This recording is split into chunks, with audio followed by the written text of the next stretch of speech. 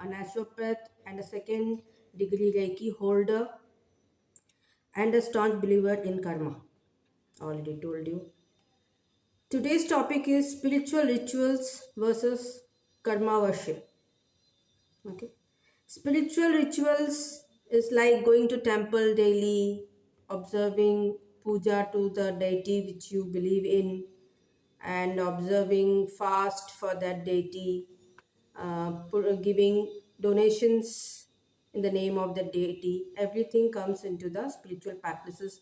Going to the pilgrimage, keeping promises or oaths. If you are in some problem, you keep some oath, like if I come out of this problem, I will reward you reward the god by giving some donation or any materialistic thing.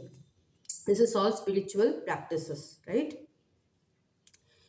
Here, this spiritual practices has been inculcated into us by our parents or grandparents, or maybe we have seen around, and also we have uh, taken into our family or taken into our consideration. Okay, they are also following this spiritual practices, and we also feel okay, we also will do it like that. We also start doing the same kind of spiritual practices, and sometimes we feel better.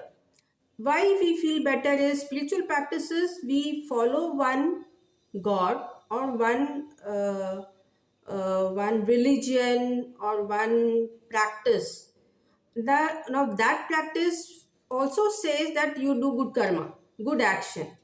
No god tells us, or no religion tells us that do bad karma or do bad things or think or create bad things, right?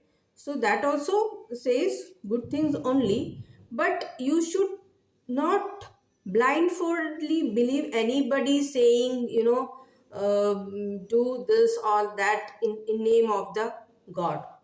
So first analyze, research the person, how authentic that person is, whether he knows the astrology, jyotishi, or numerology, whatever we gemology, whatever, is he very much perfect to tell you what is going to happen in your life, because he's forecasting something and giving you the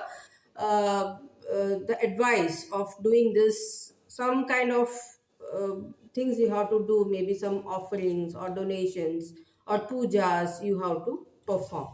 So first analyze the person, the experience and of that person, and then only go into his practices. That is what I want to say.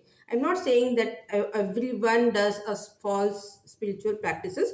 There are many people, very well-known personalities, who do spiritual practices, and they give people good karmas also. So one has to first check and then go into their practices. Okay. Otherwise, karma or karma yoga is the best practice. Okay.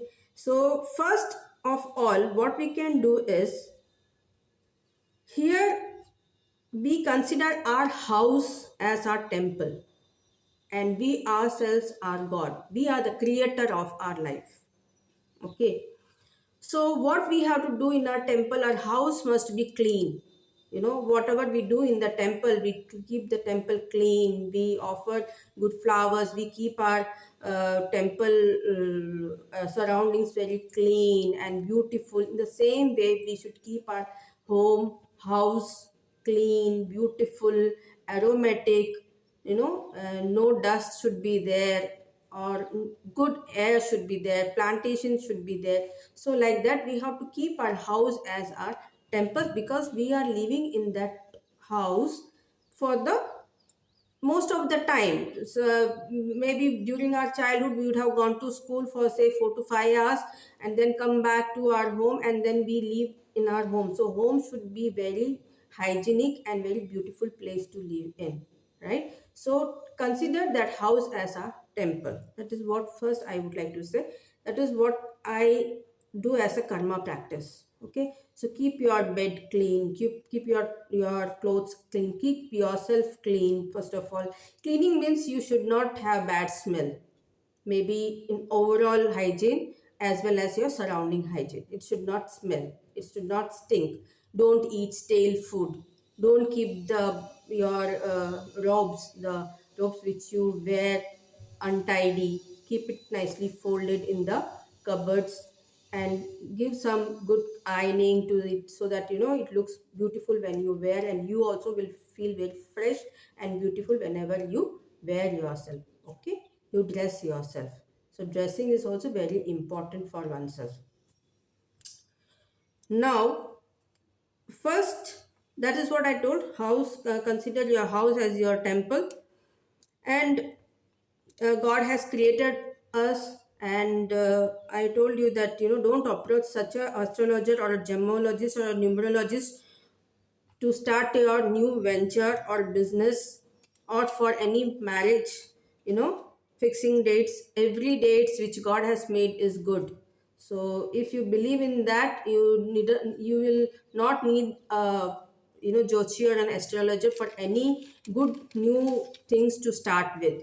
You can start at any time whenever you feel that you are all ready to start a new business. You will start. You will not seek for a new good date or good time. Every time is good. Okay, and you will start and you will excel well in that business or in that studies. Okay, now, don't do matchmaking on the base of astrological results, but see the match according to your likes and dislikes, family, acquaintances, wealth, and other materialistic things like luxury. Because of you might have already have a luxurious car, and now you are going to get married, and that person may not be having a luxurious car. Then you will feel not, you will not be happy, right? So see all that thing while going for a marriage. That is what karma says. Okay, if you are going to an astrology, maybe he might not be that much good astrologer, just for an example,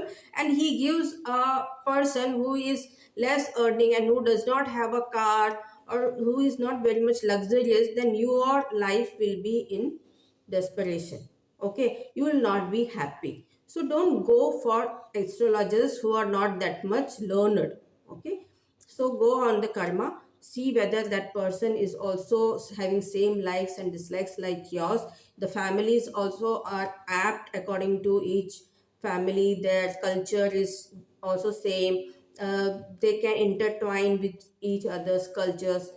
Then you can go for matchmaking. Okay, so nowadays, marriages on the base of the personal, materialistic, and immaterialistic liking, character of the person, and marry do keep up doing good karmas. Now, coming to spiritual practice, as such, I told you, you should be staunch believer in whichever God you believe and do good karmas accordingly, because no God teaches you to do bad karma.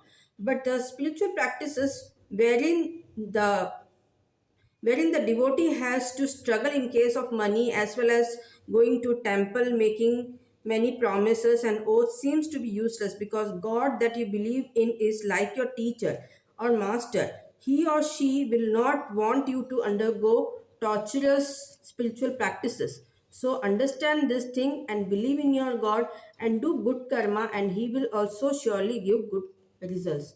So, what my point is, if you are a believer in God, then believe that God wants you to do good karma.